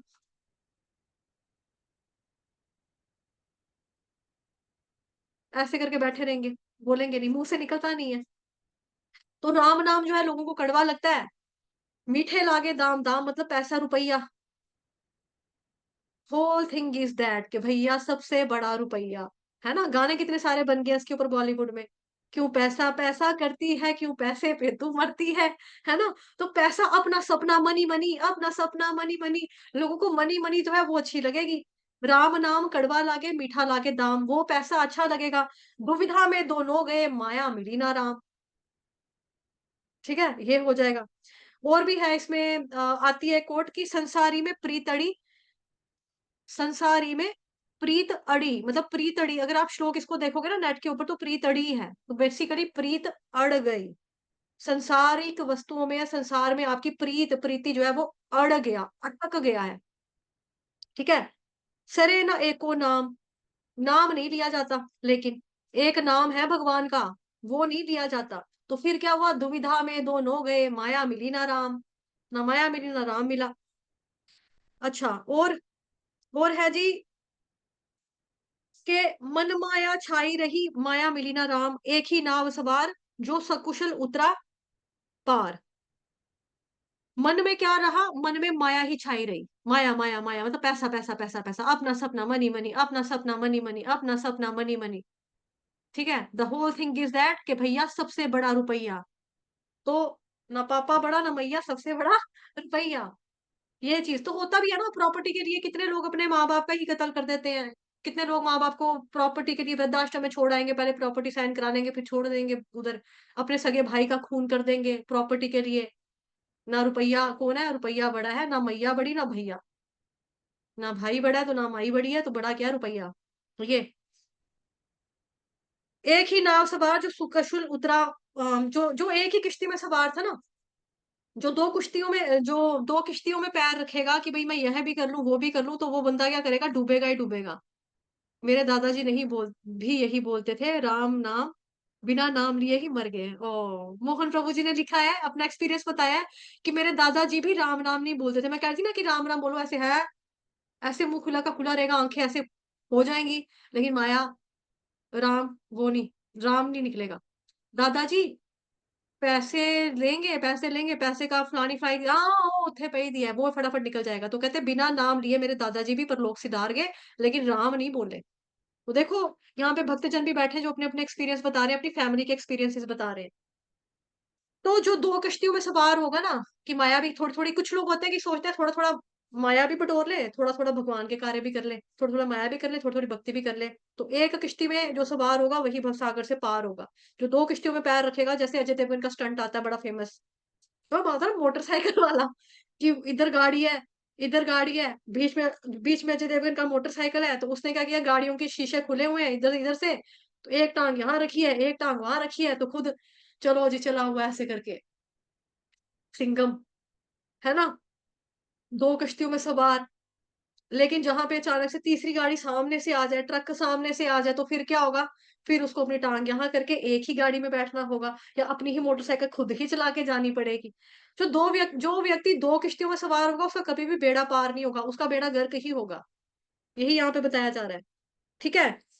फिर है जी, माया मुई ना मन मरा, मर मर गया शरीर, आशा तृष्णा ना मुई, मतलब माया मरी ना मन मरा। ना तो माया मरी आपकी, माया लेने की, ना ही लालसा मरी, ना आशा तृष्णा मरी की और ये दिल मांगे मोर और पैसा चाहिए, ना ये मरा। शरीर मर रहे हैं बार बार। शरीर मर मर के क्या हो रहा है, नया शरीर आपको मिल रहा है, 84 लाख योनियां, पुनरपि जननम पुनरपि मरणम, ये तो हो रहा है। जन्म, जरा, मृत्यु, व्याधि, इसके साइकिल से तो आप मुक्त नहीं हुए। तो शरीर पे शरीर, शरीर पे शरीर, शरीर पे शरीर लिए जा रहे हो, लिए जा रहे हो, लिए जा रहे हो, अक्ल फिर भी नहीं आ रही है ना? तो फिर वही है, और हर श्लोक की एंड में यही आ रहा है, माता जी इसको किसी को अगर हरे कृष्ण बोले तो सोच सच में है, सोचते रहते हैं लेकिन नमस्ते नहीं करते।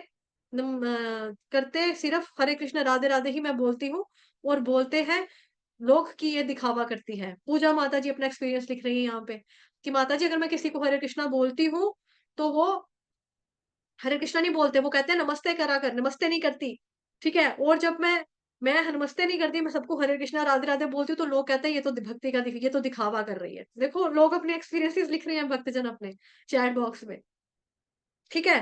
तो बेसिकली यहाँ पे जो हमने जितने भी श्लोकास आपको सुनाए हैं अभी, दुविधा में दोनों गए, माया मिली ना राम, ये प्रैक्टिकल बातें हैं सारी की सारी, प्लीज़ इस पे बने रहिए, जाइएगा नहीं।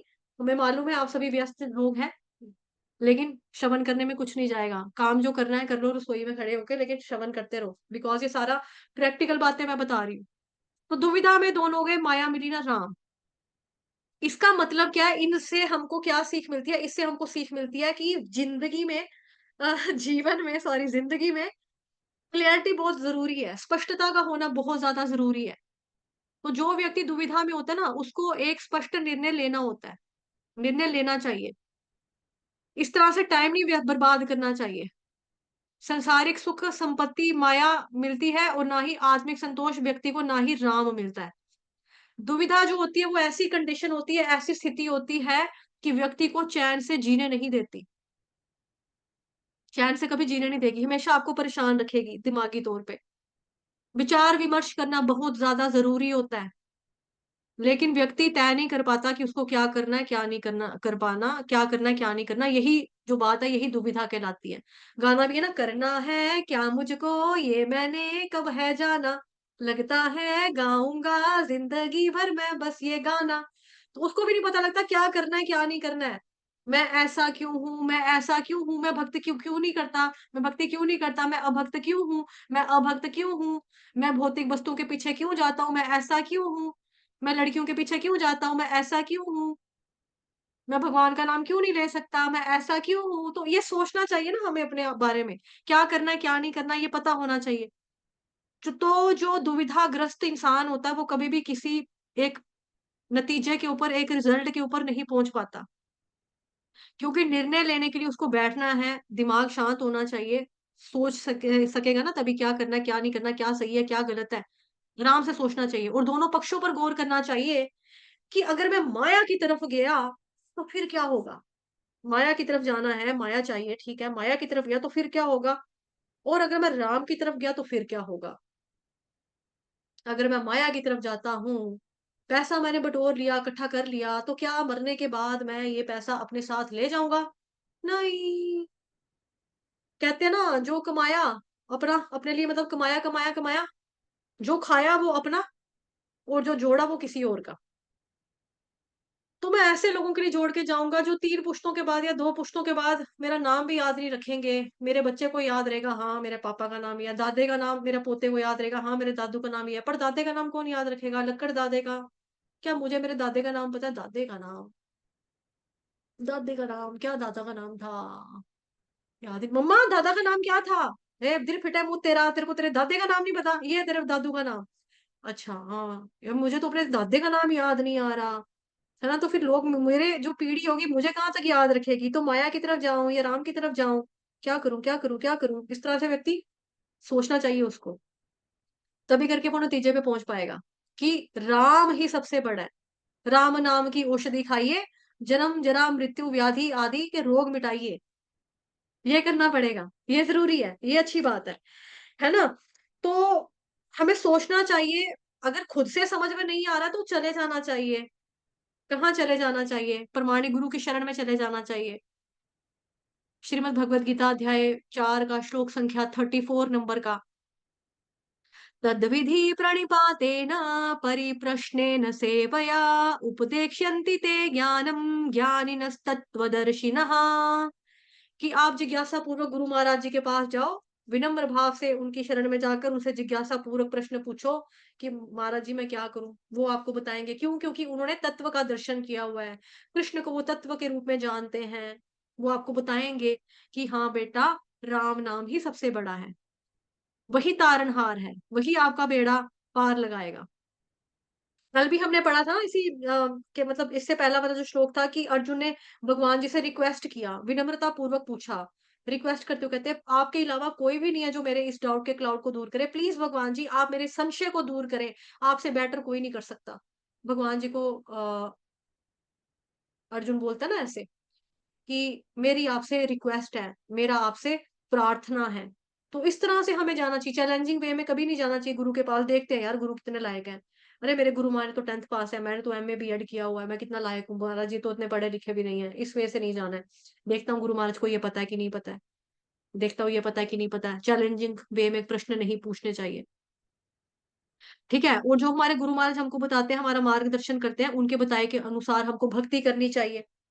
ठीक है? भक्ति करके हमको श्री भगवत धाम में भगवान जी के पास हमें जाना चाहिए। एक कथा भी है इसमें बड़ी प्रचलित, कल भी मैंने पढ़ी थी वो कथा। उसमें क्या बताया था, एक राजा होता है। राजा तो था, वो राजा अच्छा राजा था, अपना पूजा-पाठ भी करता था, दान-पुण्य भी करता था। ठीक है? प्लीज़ जाइएगा नहीं, क्योंकि प्रैक्टिकल बातें हैं सारी। राजा जो था वो अच्छा राजा था, दान, पूजा, व्रत व्रत नहीं, दान कर देता था। आपका जो ऋषि-मुनि, साधु-संत आते थे उनका सत्कार करता था, दान-दक्षिणा देता था। लेकिन भगवान का नाम नहीं ले सकता था वो। उसके मुँह से भगवान का नाम नहीं लेता निकलता था। कहता था भक्ति कैसे करे, ये करे, क्या करे, वो करे। तो ऐसे ही एक बारी उसके वहाँ पे एक साधु आए।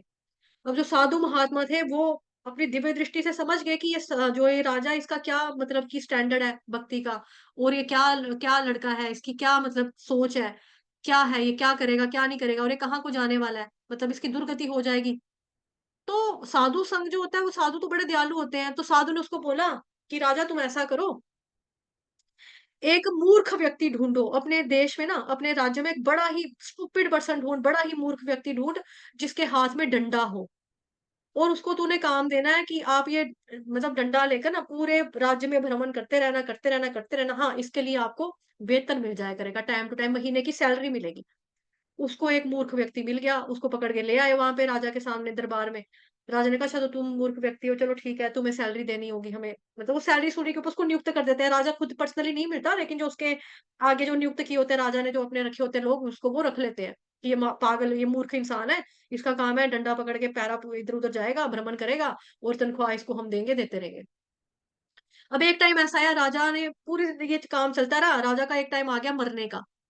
मरने का टाइम आया, उसने अपनी रानियों से बातें कर ली, अपने बच्चों से बातें कर ली, ठीक है? अपने जो दरबार के जो लोग थे, उनसे बातें कर ली, सबसे बातें-बूतें कर ली, वो मरने के ऊपर ही है। अचानक राजा को ख़्याल आया, वो मूर्ख व्यक्ति बेचारा, उसकी शक्ल तो मैंने देखी नहीं कि मूर्ख क्या चीज़ है। ज़रा मैं उसको भी बुलाता हूँ, मूर्ख को बुला लेता हूँ, तो मूर्ख को कहता हूँ, "चलो देखता हूँ मूर्ख क्या है।" तो मूर्ख को बुलाया जाता है राजा के सामने मूर्ख आ जाता है जी। तो जो मूर्ख होता है, राजा कहता है, "अच्छा तो तुम हो जो ड्यूटी करते थे, अच्छा ठीक है, तुम्हें तनख्वाह मिलती रहती थी समय पे?" कहता, "हाँ, मुझे मिलती रहती थी।" वो कहता है, "अब मूर्ख मैंने ये फैसला किया है कि अब ना तू और पहरा नहीं देगा, तो अब तेरे को तनख्वाह जो है वो तेरे को मिल जाया करेगी, तेरी तनख्वाह भी हम ज़्यादा बढ़ा देंगे, तुझे इस तरह से डंडा लेके आगे-पीछे चलने की ज़रूरत नहीं है, तो तू बस ऐसे करके अपना बैठना, खाना-पीना भी तेरे को देंगे।" वो कहता है राजा को, "अच्छा ठीक है राजा जी, आप कहाँ जा रहे हैं? आपको क्या हुआ?" राजा कहता है, "अब मैं मरने वाला हूँ, तो मेरा अंतिम अंतिम समय है, मैं तभी करके तेरे दर्शन करना चाहता था।" कहता है, "अंतिम समय है आपका, मरने वाले हो?" कहते हैं, "हाँ, कहाँ जाना है? बड़ी दूर जाना है, भगवान के पास।" "हाँ, वो तो बड़ा दूर है, हाँ, भगवान का घर तो बड़ी।" "मैं आपके लिए घोड़ा, रथ, हाथी का इंतज़ाम कर देता हूँ, पैदल कैसे जाओगे?" वो कहता है, "नहीं, तुम कैसे मूर्खों वाली बातें कर रहे हो? भगवान के घर में मैं कोई घोड़े, हाथी, रथ थोड़ा लेके जा सकता हूँ। तू सच्ची में स्टूपिड है।" कहता है, "अच्छा, आप भगवान के घर में घोड़े नहीं लेके जा सकते, फिर तो आपके पैर दुख जाएँगे, पैरों में तो आपके छाले पड़ जाएँगे, पैर में तो आपके दर्द हो जाएगी, फिर आप क्या करोगे?" कहता है, "चलो आप पैदल ना जाना पड़े, अगर आप इन गाड़ियों में नहीं जाना चाहते, आपको मैं राशन का भी व्यवस्था कर देता हूँ, रास्ते में अगर आपने पैदल चलना है, खाओगे कहाँ से?" रोटी रोटी का बंदोबस्त करके दे देते हैं आपको। वो कहता है, "अरे! तू तो और मूर्ख है यार, तू कितना मूर्ख है। रोटी कहाँ से लेके जा सकता हूँ अपने साथ में, खाने के सामान कैसे लेके जा सकता हूँ?" कहता है, "अच्छा चलो ठीक है, खाने का सामान नहीं लेके जा सकते। आपके खजाना इतना सारा पड़ा हुआ है, राज्य के अंदर इतना खजाना इकट्ठा करके रखा हुआ है धन कोष में, थोड़ा-सा धन ल ला के दे देते हैं आपको, धन ले जाना आप अपना और रास्ते से कुछ खरीदते हुए जाना, रास्ते में भूख लगेगी कुछ खा लेना पैसों से। चप्पल लेनी होगी, चप्पल ले लेना, कितना चलना होगा तो पैदल जाओगे तो चप्पल घिस जाएगी, आप क्या करोगे? पैसे ले जाओ। राजा कहता है, यार ये कितना फालतू का मूर्ख है, कैसा बेवकूफ है ये। तू सच्ची में इतना बड़ा मूर्ख है, तेरे को कुछ नहीं पता लग रहा, मैं वहां पर एक सुई भी नहीं ले सकता हूँ, तू कह रहा है कि पैसा जो इकट्ठा किया लेकर चला जा, लेकिन पैसा तो राजा आप ही ने कमाया है। राजा कहता, हाँ पैसा तो मैंने कमाया था, लेकिन जो हम कमाते हैं यहीं पे रह जाता है। तो अब तुझे क्या करना है? चलो बातें खत्म करो, मैं तेरे साथ और सिरदर्दी नहीं कर सकता। अब तेरे को मैंने बोला कि तू आज़ाद है मेरी नौकरी से। बस तूने एक काम करना है, अपने ही तरह या अपने से ज़्यादा बड़ा मूर्ख व्यक्ति जो है ना तूने ढूँढना है, उसको ये डंडा देना है और वो ये ड्यूटी करेगा, आज से भ्रमण करेगा मेरे राज्य में। और तुम क्या करोगे? तुमको तनख्वाह मिलती रहेगी और उसको भी तनख्वाह मिलती रहेगी। मूर्ख व्यक्ति ने बोला, "अच्छा, मुझे अपने से ज़्यादा मूर्ख व्यक्ति ढूँढना होगा?" वो कहता है, "हाँ।" कहता है राजा फिर को क्या बोलता है, वो जो मूर्ख होता है ना, अब समझ लो ये डंडा है मेरे हाथ में, ठीक है? वो कहता है मूर्ख व्यक्ति राजा को कहता है, "ये लो आप ये डंडा पकड़ो और ड्यूटी कर लो।" राजा कहता है, "तेरी इतनी मजाल, तेरी इतनी हिम्मत, तू मेरे को डंडा दे रहा है हाथ में कि तेरे से बड़ा मूर्ख मैं हूँ, मैं तुझे मूर्ख नज़र आ रहा हूँ? मैंने राजबाड़ बनाया।" कहता, "राजा जी यही तो मैं आपको समझा रहा हूँ। हाँ, आप मेरे से ज़्यादा बड़े मूर्ख हैं, क्योंकि आपको पता था कि आप सुई के बराबर भी चीज़ लेके ऊपर नहीं जा सकते हो। मरते वक़्त आपका ना पुत्र जाएगा, ना पुत्री जाएगी, ना रानियाँ जाएँगी, इतनी शादियाँ की आपने, ना धन जाएगी, ना संपत्ति जाएगी, ना खाने के लिए राशन-पानी जाएगा, ना कपड़ा जाएगा, कुछ वहाँ पे जाने वाला नहीं है। फिर भी आपने इतनी जहदोजहद की और आपने भगवान का नाम नहीं लिया, तो आपसे बड़ा मूर्ख और कौन होगा जिसको पता भी था कि भई सुई भी नहीं ले सकते, फिर भी लगा हुआ है इकट्ठा करने में, तो आपसे बड़ा पागल कौन होगा, कौन मूर्ख होगा? राजा एकदम से राजा का दिमाग ठनका। राजा ने सोचा कि ये कोई व्यक्ति जो है ना, ये मूर्ख नहीं है। ये मूर्ख बनने का ढोंग कर रहा था। बेसिकली ये तो मुझे ज्ञान देने के लिए आया था, तो राजा ने उसको बोला, "मुझे आप अपना रियल परिचय दो कि आप कौन हो?"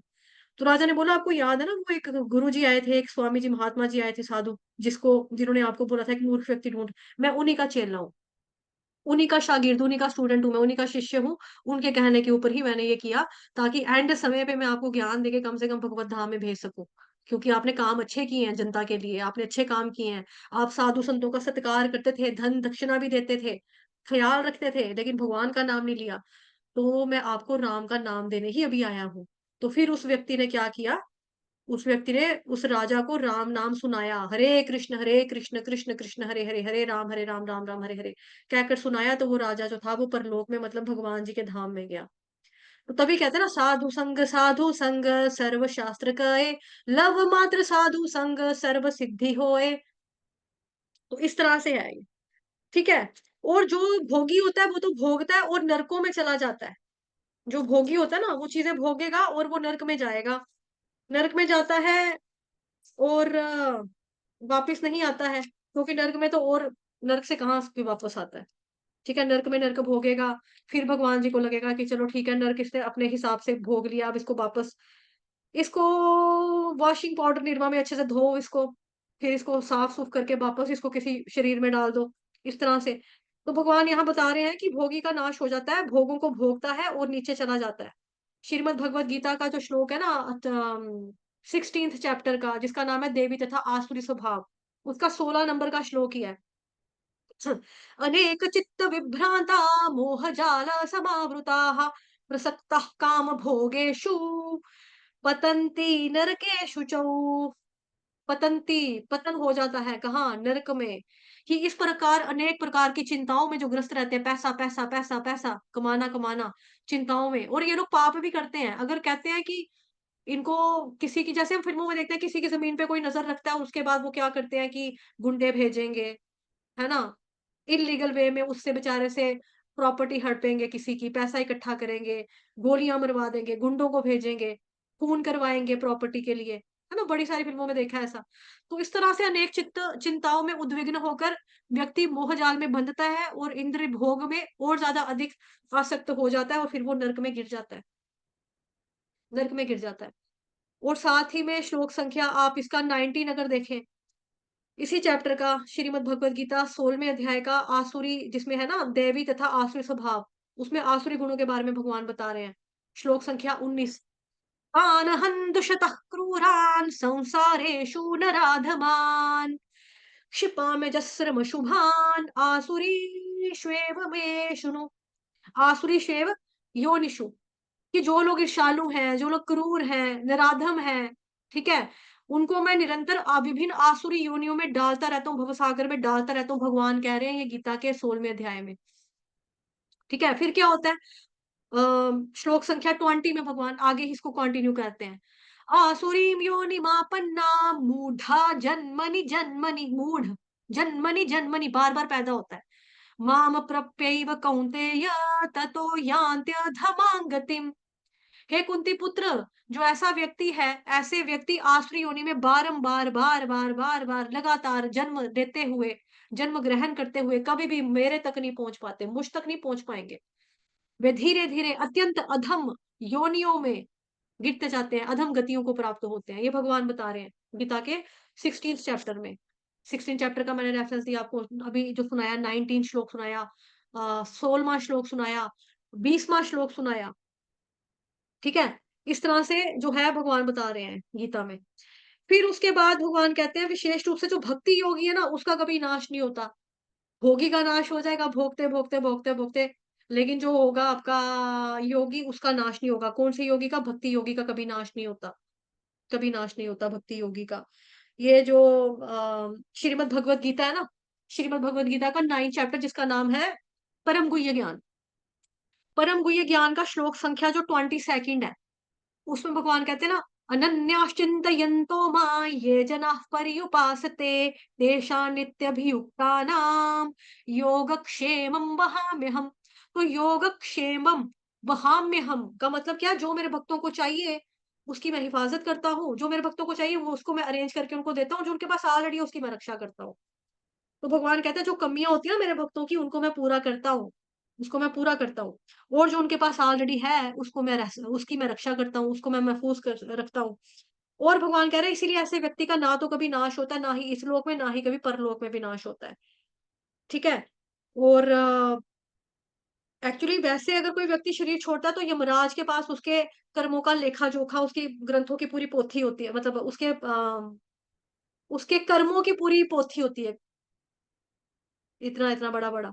और हमारे कर्मों के पोथियाँ तो आई थिंक गोदाम भरे होंगे, पूरे स्टोर करके रखे होंगे यमराज ने। तो यमरोज यमराज के पास इतना ज़्यादा लेखा-जोखा, हिसाब-किताब सब कुछ होता है। लेकिन भक्त के साथ जो यमराज है ना, यमराज वाला केस नहीं होता। नेक्स्ट लाइफ में ह्यूमन लाइफ मिल जाती है भक्तों को। ये फ़ायदा होता है हमें भक्ति करने का। ये फ़ायदा होता है हमें भक्ति करने का। तो ये जो चीज़ है आपकी यहाँ पर जैसा कि ये लिखा है, हुँ यहाँ प्रभुपाद जी ने तात्पर्य में मैंने कहा था ना हम तात्पर्य में भी आएँगे। भगवान की शरण ग्रहण करता है तो उसमें कोई नुकसान नहीं होता, कोई पतन नहीं होता। भौतिक लाभ के लिए नेक शास्त्रीय लौकिक कार्य है अर्थात कृष्ण पावरण के लिए योगी का समस्त भौतिक ठीक है, पूर्ण हो जाए तो उससे सर्वोच्च सिद्धि प्राप्त हो सकती है। किंतु यदि सिद्धि प्राप्त ना हो पाई हो तो भौतिक और आध्यात्मिक दोनों दृष्टियों से मनुष्य को क्षति पहुँचती है। शास्त्रों का आदेश है कि यदि कोई स्वधर्म का आचरण ठीक से नहीं करता, ठीक है? तो भगवान गीता के जो श्लोक नंबर आपका ये है ना आपका क्या बोलते हैं 8वाँ अध्याय। 8वें अध्याय का श्लोक संख्या 8वाँ ही जो चैप्टर है, 8वाँ है, 9वाँ है, उसमें भगवान बता रहे हैं कि मेरी ही पूजा करनी चाहिए, कि भगवान कहते हैं कृष्ण रूप में मेरा चिंतन करना चाहिए। कृष्ण रूप में मेरा चिंतन करना चाहिए और साथ ही युद्ध करने के जो कर्तव्य है, आपकी ड्यूटी है, उसको भी पूरा करना चाहिए। है ना? तो उसमें भगवान बता रहे हैं 8वें अध्याय के 8वें श्लोक में। श्लोक है, तस्मा सर्वेषु कालेषु मामनुसम्रयुध्य च। जो पहली लाइन है श्लोक की यही इम्पोर्टेंट है, कि आपको क्या करना है। भगवान कह रहे हैं कि पहले आपको मेरा चिंतन करना है, मेरे बारे में ध्यान लगाना है, मेरा नाम लेना है। तो जैसे कई बार होता है ना, जैसे भक्त अक्सर क्वेश्चन पूछते हैं कि आप लोग बोलते हो कि 24 घंटे भगवान जी को ध्यान रखना चाहिए, हमें भगवान का ध्यान लगाना चाहिए, लेकिन 24 घंटे पॉसिबल नहीं होता कि हम भगवान को याद रख सकें। अब मैं स्कूल में गई हूँ, तो मैं भगवान का ध्यान कैसे रखूँ? वहाँ पे सर मैथ का सवाल समझा रहे हैं, मैं भगवान का ध्यान रखूँ, ठीक है? अब कोई डॉक्टर है वो सोचे कि भई मैं पेशेंट का यहाँ ऑपरेशन कर रहा हूँ, मैं भगवान का ध्यान रखूँ। कहाँ से आएगा? मेरे दिमाग में मीटिंग है, कोई दफ्तर में बैठा है लैपटॉप के ऊपर काम कर रहा है, तो वो भगवान का चिंतन एक्सेल पे वर्कशीट बनाएगा अपना ईमेल करेगा क्लाइंट को या भगवान का ध्यान लगाएगा। तो भगवान यहाँ पे बहुत ही प्रैक्टिकल बात बता रहे हैं, बहुत ही सीधा-सीधा स्पष्ट आंसर दे रहे हैं, ठीक है? श्लोक संख्या 8 8वें अध्याय का भगवत प्राप्ति का। चैप्टर का नाम ही क्या है? भगवान की प्राप्ति कैसे करनी है, उसके बारे में भगवान ने बताया। तो भगवत प्राप्ति कैसे होगी? भगवान 8वें अध्याय के 8वें श्लोक में बता रहे हैं, तस्मात् तस्मा सर्वेषु कालेषु मामनुस्मरयुध्य च कि आपको मेरा चिंतन करना चाहिए। तो पहले हमको हरे कृष्ण महामंत्र की 16 माला ब्रह्म मुहूर्त में उठ के मॉर्निंग जो हमारी साधना है उसमें करना है। वो अगर आपकी अच्छे से हो जाएगी, दिल लगाकर आपने आत्मा पूरी दिल लगा के आपने ईमानदारी के साथ हरे कृष्ण महामंत्र की माला कर ली, तो उसके बाद आपका जो पूरा दिन है ना, वो यूँ आपके स्मूथली काम अपने आप होते रहेंगे। ऑटोमैटिकली एक के बाद एक के बाद एक के बाद एक के बाद दूसरा काम होता रहेगा, होता रहेगा, होता रहेगा। लेकिन पहले भगवान का नाम लेना है। फिर दिन भर आपका वो रहेगा। जो रशिया के डिवोटीज़ है ना रशिया के, रशियन लोग क्या करते हैं, वहाँ के भक्त कि सुबह 2 बजे उठ जाते हैं। उसके बाद 4 बजे तक सवा 4 बजे तक उनकी हरे कृष्ण महामंत्र की 16 माला पूरी कंप्लीट हो जाती है। साढ़े 4 बजे वो मंदिर जाते हैं, मंगल आरती अटेंड करते हैं। मंगल आरती अटेंड करने के बाद 5 से लेकर 7 बजे तक वो श्रीमद् भागवतम महापुराण पढ़ेंगे, भगवद गीता श्रवण करेंगे, पठन करेंगे। उसके बाद वो बुक्स डिस्ट्रीब्यूशन के लिए 7 बजे निकल जाएँगे। उसके बाद अपनी-अपनी नौकरियों पे चले जाएँगे। अब जो व्यक्ति ऐसा करता है जिसका मॉर्निंग की जो शुरुआत ही भगवान के नाम से हो रही है, तो उसके बाकी काम ऑटोमैटिकली हो जाएँगे। और आपने भी देखा होगा, आपने महसूस किया होगा जब आप 16 माला सुबह उठ के कर लेते हो ना, आपके सारे काम स्मूथली पूरे मक्खन की तरह आराम से होते जाते हैं, होते जाते हैं, होते जाते हैं। आपको पता भी नहीं चलता आज मेरा काम हो गया, उल्टा आपको लगेगा कि मेरा दिन इतना बचा हुआ है, अब मेरे पास दिन इतना बचा हुआ, टाइम बचा हुआ तो मैं क्या करूँ? मैं भगवद गीता पढ़ लेती हूँ, मैं भगवान जी की कोई न्यू बुक शुरू कर लेती हूँ। आपको ऐसे लगेगा। लेकिन अगर आपने मॉर्निंग में माला नहीं ना की है, तो शाम को हरे कृष्ण आलस, नींद, सुस्ती, गुस्सा चढ़ेगा, खुंदक चढ़ेगी कि यार मेरी माला क्यों नहीं हुई, मैंने क्यों नहीं किया मॉर्निंग में क्यों नहीं किया? और ये सच्ची बात है, ये होता है ऐसा मैसेज आया है शायद किसी ने एक्सपीरियंस लिखा है, पढ़ते हैं। जी माता जी, रानी माता जी कह रहे हैं, हाँ माता जी। जो सुबह-सुबह की माला वो हो जाए, जो एक बार लटक गई ना, वो ऐसा माला का पीना पड़ेगा, ऐसा पीना पड़ेगा, ऐसा पीना पड़ेगा। पीना मतलब पंजाबी वर्ड है पीना पड़ेगा, विलंब हो जाएगा, लेट हो जाएगा, लेट हो जाएगा। वो ऐसा लेट होगा, ऐसा लेट होगा, ऐसा लेट होगा कि फिर वो माला पूरी नहीं होगी। फिर आपको लगेगा अगला दिन जब होगा ना, आज मैं 32 कर लूँगी यार, अब तो मेरी ये नहीं बट ये अपराध है। आलस वाली माला इस तरह से अगर हम करेंगे तो ये अपराध है। हाँ, जैसे मैंने पहले ही बताया कि कुछ आपकी कंडीशंस ऐसी हैं, कुछ सिचुएशन ऐसी हो गई कि भई किसी की डेथ हो गई थी, आपके खुद के घर में कोई प्रॉब्लम हो गई, आप नहीं कर पाए, आपको डेंगू था, जैसे मेरे को डेंगू में 103-4 बुखार हो गया था, 102-3 बुखार, गाल पूरी लाल, आँखों में से पानी, मतलब पूरा मैं ऐसे थी, पूरी ऐसे। और मेरी मम्मा ने सोचा था अब ये मर जाएगी। मेरे को होश ही नहीं था 3-3 4-4 दिन तक मेरे को होश नहीं आता था, खाना कुछ नहीं खाया। यूँ करके मेरे को ऐसे करके उठाना, सोनू, सोनू, सोनू ऐसे हाँ, हाँ, हाँ, ऐसे करके दवाई डालनी, ऐसे करके मैंने फिर सो जाना। होश ही नहीं था। ऐसे मैंने मतलब कि उन दिनों तो मेरी माला नहीं हुई, जब मुझे डेंगू हुआ था इतना खतरनाक वाला। मुझे माला नहीं हुई थी उन दिनों। लेकिन फिर जैसे ही मैं उठी और मेरी मम्मा मेरे सिरहाने बैठ के पूरा माला करती रहती थी, हरे कृष्ण, कृष्ण कृष्ण, हरे हरे राम, हरे राम, राम राम, हरे हरे। हमारे घर में कोई खाना नहीं बना। मेरी मम्मा भी ने भी कुछ खाना नहीं बनाया, नहीं खाया, मतलब अपने आप को थोड़ा बहुत ज़िंदा रखने के लिए शायद दूध-वूध पिया हो, लिक्विड लिया हो, लेकिन खाना उन्होंने भी नहीं खाया। उनको एक आंटी का फ़ोन आया था, "हेलो बहन जी, आज सत्संग है, आएँगे?" मेरी मम्मा ने कहा था, "बहन जी आप कैसी बातें कर रहे हो? मेरा बच्चा बीमार पड़ा है, मैं कहाँ से आऊँ? मुझे इसकी इतनी टेंशन हो रही है। आप प्लीज़ इसके लिए प्रार्थना करो, माला करो भगवान के लिए, नाम लो इस भगवान का, मेरा बच्चा ठीक हो जाए भगवान माता जी।" तो मेरी मम्मा ने उनको भी ऐसे कहा। तो लेकिन जब मैं उठी अपने डेंगू के बुखार से जब मेरे को उठा, तो मैंने दिन काउंट किया कि मैंने माला मेरी इतनी नहीं हुई है। मैंने उसको पूरा किया। उसको पूरा करने के बाद मैंने अपनी माला और बढ़ा दी। और मेरे साथ हमेशा पता क्या होता है, जब भी मेरी माला इस तरह से ऐसे होती है ना मतलब कि कोई नाज़ुक मोड़ ऐसा आ जाता है कि मतलब इस तरह से ऐसा बीमारी या कुछ ऐसा कुछ होता है, तो दैट मीन्स कि कभी मेरी माला नहीं हो रही है, किसी कोई घर का इंसान बीमार है। जैसे मेरे पापा जब बीमार थे ना, बहुत मतलब कि कोरोना में उन्होंने प्राण त्यागे थे। तो मुझे पता लग रहा था कि अब मेरी माला जो है ये नहीं हो पा रही है क्योंकि पूरा वैसे वहाँ का माहौल थोड़ा ऐसा। लेकिन मुझे ये भी पता था कि अब जैसे ही मेरी माला होगी ना तो ये डबल हो जाएगी और वो मैंने किया। मैंने किया, मतलब कि जितनी बार मेरी कम होती ना, मैं double, double, double, double, double, double, triple, triple, triple, triple, double, double, double, double करके ना इतना ऊपर तक ले आती हूँ माला, इतना ऐसे करना चाहिए। इसमें मैं अहंकार नहीं कर रही, मैं एक्सपीरियंस बता रही हूँ। बट मैं क्यों बता रही हूँ, बताना नहीं चाहिए आल्दो ऐसा, बताना नहीं चाहिए। लेकिन मैं ये क्यों कर रही हूँ, ताकि आप लोगों को मोटिवेशन मिले। आप लोगों से जैसे सुबह नहीं उठा जाता। देखो मेरे साथ कितनी समस्याएँ हैं। मेरे को कोरोना वायरस हुआ, मेरे को 2 बार डेंगू हुआ। डॉक्टर ने साफ बोला हुआ था कि इस बच्चे को अगर दोबारा कोरोना होगा तो ये मर जाएगी, अब ये नहीं बचेगी, ठीक है? मेरे कोरोना की वजह से मेरा एक लंग्स, एक फेफड़ा मेरा बंद है, उसमें कंजक्शन। दिल की धड़कन मेरी 350 400 चली जाती है, अचानक से कोई आहट होती है ना, मेरी दिल की धड़कन 350 400 चली जाती है, ठीक है? और रीढ़ की हड्डी में मेरे गैप पड़ गया, 6 मनके मेरे खराब है रीढ़ की हड्डी के। क्या मैं भक्ति नहीं कर रही? क्या मैं आप लोगों को मोटिवेट नहीं कर रही?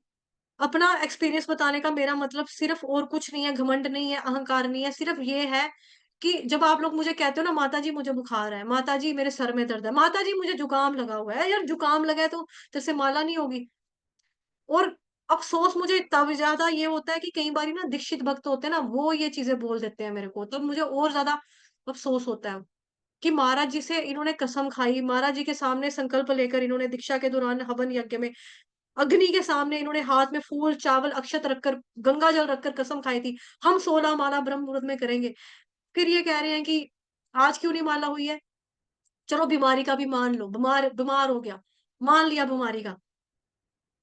कोई-कोई बोलता है हम बाहर गए हैं ना अपने दोस्तों के साथ में, हम कहाँ से क्लास में आए, हम कहाँ से माला करें? ये ज़्यादा दुःख लगता है मेरे को। कि सब कस्में वादे भूल जाते हैं इनको। जब तक इनकी दीक्षा नहीं होती तब तक इनको इतना रोंद पड़ा होता है, "ऐ दीक्षित ग्योरी, ऐ दीक्षित ग्योरी।" इस तरह से इतना रोना आ रहा होता है। लेकिन जब दीक्षा होती है उसको इतना कैजुअली, इतना लाइटली, इतना हल्का में ले लेते हैं कि हाँ, ठीक है महाराज बैठे हैं करने के लिए। आप अपना भी तो देखो, आप अपना ड्यूटी पूरा कर रहे हो। तो यहाँ पे लिखा है शास्त्रों का आदेश है कि यदि कोई स्वधर्म का आचरण नहीं करता तो उसे पापफल भोगना पड़ता है। अब जो कोई डॉक्टर है, मरीज़ का इलाज नहीं करेगा, स्वधर्म है उसका, तो गलत है। कोई गृहस्थ व्यक्ति है, बीवी को खर्चे नहीं देगा, बच्चों के स्कूल की फीसें नहीं देगा, उनको स्कूल नहीं भेजेगा, एजुकेशन नहीं देगा, स्वधर्म का आचरण नहीं करेगा, तो पाप कर्म भोगना पड़ेगा। लेकिन भगवान गीता के 8वें श्लोक में क्या कह रहे हैं 8वें अध्याय के, कि पहले मेरा नाम लो, उसके बाद स्वधर्म ड्यूटीज़ निभाओ। भगवान कह रहे हैं मेरा नाम लेकर जब आप ये चीज़ करोगे ना, तो स्वधर्म बहुत अच्छे से कर पाओगे। मिसाल कायम कर लोगे अपनी ज़िंदगी में लोगों के लिए, कि ये देखो कितना अच्छा ड्यूटी कर रहा है और देखो भक्त भी कितना अच्छा है। भक्त अच्छा होगा तो स्वधर्म भी अच्छे से हो जाएगा, ठीक है? क्योंकि श्रीमद् भगवत गीता आपने 2nd चैप्टर पढ़ा, 2nd चैप्टर में प्रभुपाद जी एक श्लोक के तात्पर्य में हमको स्टोरी के माध्यम से समझा रहे हैं। आता ना एक कहानी आती है जिसमें एक औरत होती है, वो सोने का पिंजरा लेकर आती है, उसके अंदर एक तोता रखती है, पिंजरे को साफ करती रहती है, झाड़-पोंछ करती रहती है, तिनका भी नहीं लगने देती, लेकिन पिंजरे के अंदर बैठा हुआ जो तोता होता है उसको खाना भी नहीं खिलाती, तोता बेचारा मर जाता है। तो वही चीज़ हम हैं, शरीर का ध्यान रखेंगे, पाउडर क्रीम लगा लेंगे, है ना? परफ्यूम फिस-फिस छिड़क लिया, नहाएँगे नहीं, ब्रह्म मुहूर्त में उठेंगे नहीं, ये चीज़ें नहीं करेंगे, है ना? शरीर का ध्यान रखेंगे, बाल चिट्टे हो रहे हैं, काले कर लिए, झुर्रियाँ पड़ रही हैं, सीरम लगा लिया, एंटी एजिंग क्रीम लगा ली, यंग दिखने के लिए चीज़ें करते रहेंगे। आत्मा के लिए क्या कर रहे हैं? आत्मा रूपी पक्षी जो तोता बैठा है हमारे दिल में, उसके लिए क्या किया? रोटी नहीं खिला रहे, उसकी खुराक क्या है? आत्मा की डाइट क्या है? वैसे तो आत्मा कभी मरती नहीं है, लेकिन आत्मा की डाइट वास्तव में क्या है? हरि का नाम, भजन, कीर्तन, हरे कृष्ण, कृष्ण कृष्ण, हरे हरे, हरे राम, राम राम, हरे हरे। क्या आत्मा को हम ये डाइट दे रहे हैं? ना। हरे कृष्ण महामंत्र का जप करना, श्रीमद् भगवत गीता, भागवतम श्रवण करना, पठन करना, क्या ये आत्मा को दे रहे हैं? ना। हम क्या कर रहे हैं? हम सोएँगे, हम खाएँगे, पिएँगे, घूमेंगे, फिरेंगे, ज़िंदगी ना मिलेगी दोबारा। तो फिर क्या है? फिर तो यही है ना, पाप कर्म का फल जो है भोगना पड़ेगा, ना स्वधर्म अच्छे से होगा। तो भौतिक और आध्यात्मिक दृष्टि ये दिखा ना यहाँ पे। भौतिक और आध्यात्मिक दृष्टि दोनों ही दृष्टियों से मनुष्य को नुकसान पहुँचता है। माया मिली ना राम, दोनों मर गए, माया मिली नहीं। ठीक है? क्योंकि माया कभी आज तक किसी की सगी नहीं हुई। लक्ष्मी चंचल है, आज यहाँ कल वहाँ, किसी की सगी नहीं है। है ना? राम नहीं मिला क्योंकि राम का नाम लिया नहीं। राम नाम कड़वा लागे, मीठे लागे दाम। दुविधा में दोनों गए, माया मिली ना राम। तो इस तरह से ना आध्यात्मिक हो पाएगा, ना भौतिक हो पाएगा। तो आध्यात्मिक करोगे तो भौतिक भी अपने आप होएगा। यस्मिन तुष्टे जगत तुष्टम, कृष्ण भगवान अगर संतुष्ट हो गए तो पूरा जगत संतुष्ट ही संतुष्ट है। तो स्वधर्म भी आपको करना है, अपनी ड्यूटीज़ भी आपको करनी है, लेकिन आपको भगवान जी कह रहे हैं कि मेरे को मध्य में नज़र रखते हुए पहले मेरा नाम लेना है सुबह ब्रह्म मुहूर्त में उठ के, तो फिर आपका हो जाएगा। प्रभुपाद जी ने तात्पर्य में बताया हरे कृष्ण महामंत्र का जप करो। अच्छा, जो जिसका रेफरेंस दिया मैंने आपको इसी लाइन में 8वें अध्याय का 8वाँ श्लोक वहाँ पढ़ना। 9वें श्लोक में भगवान कह रहे हैं, अभ्यास योग युक्तेन चेतसा नान्य गामिना परमं पुरुषम दिव्यम याति पार्थानु चिंतयन, कि हे पार्थ, जो व्यक्ति मेरा स्मरण करने में अपना मन निरंतर लगाए रखता है, अविचलित भाव से भगवान के रूप में मेरा ध्यान करता है, वो मुझको ही प्राप्त होता है, भगवान कह रहे हैं। तो आपने ये चीज़ अगर कर ली तो आपको मिल जाएगा, लेकिन भगवान कह रहे हैं अभ्यास, योगेन युक्तानाम, अभ्यास करो, प्रैक्टिस से ही पॉसिबल होता है। करत करत अभ्यास ते जड़मत होत सुजान, रसरी आवर पाते सिर पर पड़त पड़त निशान। ये हमने वरदराज की कहानी पढ़ी थी ना, 5th क्लास में पढ़ी थी मैंने, मुझे अभी तक याद है कि वरदराज नाम का एक बहुत ही डल बच्चा था, पढ़ाई में मन नहीं लगता था। उसको गुरु ने निकाल दिया स्कूल से कि अब तू जा, तेरे से बस का नहीं है। वो बड़ा दुखी होकर चला जाता है, वो इतनी बार फेल हो गया था। फिर वो निकल जाता है। फिर उसको पानी की प्यास लगती है, कुएँ के पास पहुँचता है, वहाँ पे देखता है कि कुएँ से जो रस्सी खींच के लोग निकाल रहे हैं, वहाँ पे चट्टान है, चट्टान के ऊपर, पत्थर के ऊपर रस्सी के निशान पड़ गए हैं, तो क्या अगर मैं पढ़ाई करूँगा, मैं मेहनत करूँगा, मेरे को पढ़ाई नहीं आएगी? तो ऐसे ही क्या अगर हम भगवान जी का नाम लेंगे, अभ्यास करेंगे इस तरह से, दृढ़ संकल्प होके भगवान जी का नाम लेंगे, नाम लेते रहेंगे, किसी भी हाल में लेंगे, लेंगे, लेंगे, लेंगे, लेंगे, तो क्या हमें भगवान नहीं मिलेंगे? हम भगवान को प्राप्त कर सकते हैं। हमारे अपने हाथ में है। हाथ में क्या है? माला।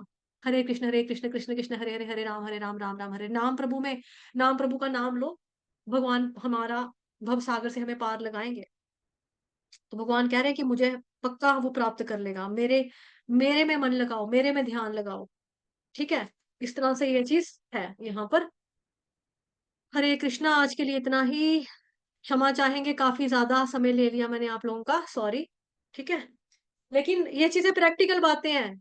श्रीमद् भगवद गीता यथारूप जो है, जो तात्पर्य में प्रभुपाद जी हमें समझा रहे हैं, प्रैक्टिकल, क्योंकि देखो मेरा काम सिर्फ यही नहीं है, क्योंकि प्रैक्टिकली हम कैसे अप्लाई करेंगे, जब तक हम समझ नहीं पाएँगे, प्रैक्टिकली अप्लाई नहीं कर पाएँगे। इतना मेरा बोलना, इतनी कहानियाँ, इतनी कथाएँ, इतने दोहे, इतने पद सुनाने का मतलब यही है कि आपको बात घुस जाए। और घुसेगी कैसे, ये मैं कल देख लेती हूँ। सुबह कौन आता है चैंटिंग सेशन में, ये भी मैं देख लूँगी। जिसको तो बातें समझ में आ गई हैं, जिसने बातों को आत्मसात कर लिया है, कल वो समय के ऊपर चैंटिंग सेशन में आ जाएगा। नहीं तो वही एंड में वही लिखते रहेंगे, बहुत अच्छी क्लास थी। यस, यस माता जी, अच्छी क्लास थी। सुनकर अच्छा लगा। तो सुनकर अच्छा नहीं लगना है। प्रचार का मतलब क्या होता है? प्रचार का मतलब होता है कि जब आपकी बात से दूसरे का हृदय परिवर्तन हो जाए। ठंड है, ठंड में आई नो सबके लिए है। मैसेज आ रहे हैं माता जी, सर्दी। सर्दी है, बच्चा ठीक है, सबके लिए सर्दी है, मेरे लिए भी सर्दी है। आपने मैंने आपको मेरी बीमारी के बारे में बताया ना, मेरे को कितनी प्रॉब्लम है, तो क्या भगवान का भक्ति छोड़ दें? नरक में चले जाएँ? नहीं, नाम लेके बिस्तर में सोए-सोए ही मर जाएँ, नाम ना लेकर। इतना कुछ हो रहा है ज़िंदगी में, तब तो अक्ल आनी चाहिए ना, इतने दुःख देख रहे हैं, कष्ट देख रहे हैं, तब भी अक्ल नहीं आ रही। आनी चाहिए ना। तो हम कल देखते हैं, कल कितने लोगों को आज की कक्षा से मोटिवेशन मिली है, कल कितने लोग सुबह चैंटिंग सेशन में आते हैं। देखो आप लोगों का कहना माना मैंने। पहले मैं 3 बजे चैंटिंग सेशन लगाती थी, है ना? ढाई बजे हमारे ग्रुप में मैसेज आना शुरू होता था कि 3 बजे चैंटिंग सेशन है। आप लोगों के कहने पर ही मैंने बोला ना कि चलो ठीक है, आप लोगों ने कहा माता जी 4 बजे आना है, 4 बजे आना है। 4 बजे का टाइम कर दिया। अब 4 बजे भी आप लोग नहीं आते हो, मैं आती हूँ, कोई भी नहीं होता। ठीक है, फिर मुझे लगता है यार मैं ही अपने मोबाइल की बैटरी खराब करूँ, फिर रुको थोड़ा वेट कर लेते हैं। फिर बीच-बीच में मैं चेक करती हूँ, 1 आता है, 2 आता है, 5 बजे, साढ़े 5 बजे लोगों की, फिर मैं साढ़े 5 पौने 6 लोगों को फ़ोन करती हूँ। सवा 5 साढ़े 5 बजे तक लोगों के फ़ोन स्विच ऑफ आते हैं। उसके बाद इनके जाके फ़ोन ऑन होते हैं, सोचो। मतलब मैं अपनी भक्ति माला कर रही हूँ, बीच में मुझे ख़्याल आता है यार वो बेचारा वो रह गया, उसकी माला रह गई है। मैं उसको, मेरे को ये लगता है उसने मुझे कहा था कि मेरे को आज जगा देना, मुझे प्लीज़ उठाना। मैं उसको फ़ोन करके उठाऊँगी, मैं उसको फ़ोन करके उठाऊँगी। मैं आप लोगों को फ़ोन करके उठाती हूँ, अपनी साधना भी थोड़ा-सा मेरा ख़राब होता है ना उसकी वज़ह से, सोचो कि मैं आपको माला करती हूँ, अपनी माला बीच में रोक रोक कर, कि मैं फ़ोन करूँ इनको, ये उठ उठ जाए, आ जाए माला करने। फिर आपका फ़ोन स्विच है, सोचो मुझे तकलीफ़ नहीं होती होगी? मेरे को भी फ़ील होता है ना फिर, मैं भी इंसान हूँ। मेरे को भी दुःख लगता है कि भई, और मुझे भगवान मतलब उसी के लिए लग रहा है ना कि आप भक्ति अच्छे से नहीं कर पा रहे हो। उस ठंड की वजह से नहीं कर पा रहे हो। ठंड में खाना नहीं खा रहे हो, रोटी खाना छोड़ दिया। ऐसा तो नहीं है ना, उन लोगों को भी तो सोचो, उन लोग जो ये हम ध्यान योगियों का पढ़ रहे हैं, जो अष्टांग योगी होते हैं, ध्यान योग होती हैं, वो लोग बर्फों में जाकर पूरी तपस्या करते हैं, ठंड में बैठकर। क्या हम वो कर रहे हैं? क्या हमें कष्ट है? नहीं, हमारे घरों में गीज़र लगे हैं, राड लगी है पानी की, रूम हीटर लगे हैं, पानी की बोतलें पका के रखते हैं, संगाड़ी, कांगड़ी क्या बोलते हैं जिसमें हाथ कोयला सेकते हो, कढ़ाई में कोयला पकाकर, लकड़ लगाकर हाथ सेकते हैं। इतनी फैसिलिटीज़ है हमारे पास। फिर भी कह रहे हैं ठंड है, ठंड है, ठंड है, ठंड है, ठंड है। मोटे कपड़े हैं, ऊन के कपड़े हैं, जैकेटें हैं। लोगों को नसीब नहीं होता ये सब कुछ जो हमारे पास है। ये भगवान ने आपको तभी दिया है, भगवान का जो थोड़ा बहुत नाम लिया है ना आपने, उसकी ही बदौलत ही आपने कपड़े गरम लगाए हैं, सिर में टोपी, सर पे लाल टोपी, रोज से रूसी, फिर भी दिल है हिंदुस्तानी। उसी वजह से है, तो भगवान का शुक्र नहीं कर सकते हैं क्या हम लोग? करना चाहिए ना हमें, हम इतने गंदे हैं क्या? ऐसे नहीं बनना चाहिए ना हमें। हमें भी सोचना चाहिए कि भगवान ने हमें इतना कुछ दिया, इतनी फैसिलिटीज़ दी हैं और हम उन्हीं का नाम नहीं लें, तो ये क्या हो गया? ये तो गलत बात है ना। अवांछित संतानें ऐसी होते हैं, एहसान फरामोश। हमें एहसान फरामोश नहीं बनना है, हमें एहसानमंद, हमें कृतज्ञ अपना भगवान जी को हमें देखना चाहिए कि हमें हाँ भी ठीक है कि भगवान जी ने हम हमारे लिए कितना किया है। प्रभुपाद जी ने हमारे लिए शास्त्र लिखे हैं। प्रभुपाद जी कितना कम सोते थे। 1-2 बजे उठ जाते थे, फिर 2-3 घंटे ट्रांसलेट करते थे, किताबों को लिखते थे, ग्रंथों को अनुवाद करते थे। उसके बाद मंगल आरती करते थे, फिर हरे कृष्ण महामंत्र का जप करना, चैंटिंग करनी, फिर दिन में थोड़ा बहुत यही करते रहते थे प्रभुपाद जी हमारे लिए। हम लोगों के लिए प्रभुपाद जी ने ये किया, प्रभुपाद ना होते तो क्या होता? कहाँ से पढ़ते, कहाँ से समझ में आता? तो हम लोग ना प्रभुपाद जी के प्रति कुछ अपना कुछ कर पा रहे हैं, योगदान दे पा रहे हैं, खाली पढ़ना है, लिखना कुछ नहीं है हमने। हमने ट्रांसलेट कुछ नहीं करना है, हम ऐसी सेवाओं में नहीं है, हमने खाली जो प्रभुपाद जी ने दे दिया उसको खाली पढ़ना है। वो भी हमसे नहीं हो रहा, श्रवण भी नहीं हो रहा। माला 16 माला कर करके कम कर दिया, वो भी हमसे नहीं हो रही, वो भी रात के 2 बजे तक रिड़ के खाते-खाते, नेटफ्लिक्स देखते-देखते हरे कृष्ण, कृष्ण कृष्ण, हरे राम, ऐसे करते-करते हम माला करेंगे। फिर सोचेंगे सपने देखने भगवत धाम जाने के। कहाँ से सपने ये सपना कहाँ से पूरा होगा भगवत धाम जाने का? ऐसे नहीं सपना पूरा होगा। उसके लिए मेहनत करनी पड़ेगी आपको। मेहनत ही करनी पड़ेगी। मेहनत करेंगे तो हो जाएगा। नहीं तो फिर यहीं पे धक्के खाते रहेंगे, यहीं पे थप्पड़ खाते रहेंगे, जन्म जरा मृत्यु व्याधि 84 लाख योनियाँ, पुनरपि जननम पुनरपि मरणम, यही होता रहेगा। आप चाहते हो ऐसा हो? नहीं चाहते ना? तो कल आओ चैंटिंग सेशन में प्लीज़। जैसे पहले आते थे 34-34, 35-35 लोग होते थे चैंटिंग सेशन में, अभी कम होने लग गए। और बार-बार मुझे बोलना पड़ता है कैम ऑन कर लो, माइक ऑन कर लो, रहम खाओ, कैम ऑन कर लो, माइक ऑन कर लो। माताजी नहाया नहीं है हमने, माताजी सर नहीं धोया है, शैम्पू नहीं, माताजी सिर में तेल लगाया है। यार तो क्या हुआ सिर में तेल लगाया है? सिर्फ़ भगवान जी के आगे झुकने के लिए दिया है भगवान ने। आपको उसके लिए नहीं दिया है ना, तेल लगाओ ठीक है, लेकिन उसके लिए नहीं दिया है कि भई अगर हम अच्छे नहीं दिखेंगे तो हम भगवान का नाम नहीं लेंगे। क्या है? वो तो यही है कि मतलब कैम पे दिखोगे तो थोड़ा मुझे भी रहेगा कि हाँ, ये माला कर रहा है, अदरवाइज़ कई लोग सो जाते हैं। म्यूट रहते हैं तो मुझे क्या पता बिस्तर में ही कहीं आते हैं, बिस्तर में ही लेटे रहते हैं और सुनते हैं ऐसे करके। हम सुन रहे हैं। भगवान ने बोला श्रवण से भी होगा, हम सुनेंगे। तो माला करने से भी होना चाहिए ना, करना भी है माला।